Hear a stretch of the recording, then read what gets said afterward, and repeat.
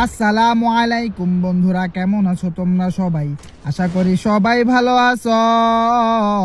আলহামদুলিল্লাহ, আল্লাহর রহমতে আমি কলা বাবাও ভালো আছি। ও ভাইরা আমার, বইনা তোমার গো টাইটেল এবং থাম্বনেল দেখে আশা করি অবশ্যই বুঝে গেছো। আজকে আমি কলা বাবা M4A1 এর চ্যালেঞ্জিং কইরা ফালাইছি। আমি কলা বাবা M4A1 পাইয়া গেছি গো। একটারে বডি ড্যামেজ দিয়ে আকাশ ভরা তারা ঝিঙ্গা লালা লালা কইরা দিছি। এই বাড়ির উপরে একটা এনিমি আছে।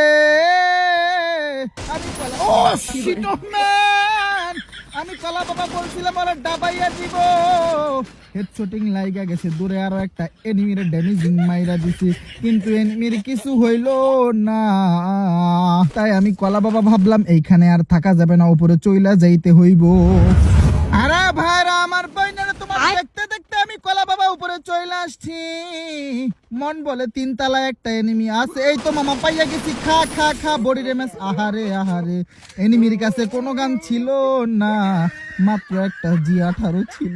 কেমন কইরা এনিমিরে ভত্তা কইরা দিলাম আমি কলা বাবা জানি না। বাম দিকে একটা এনিমি, তুই বডি শট খাবি, খা বডি শট খা। বডি শট দিয়ে এনিমিরে আকাশ ভরা তারা উলা লালা লালা কইরা দিলাম। গেমিং দেখি অন হয়ে গেল, মানে গেমিং মোড।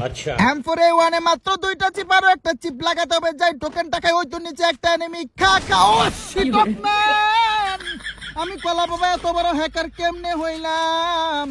আমি কলা বাবা দেখি জম হ্যাকার হইয়া গেলাম।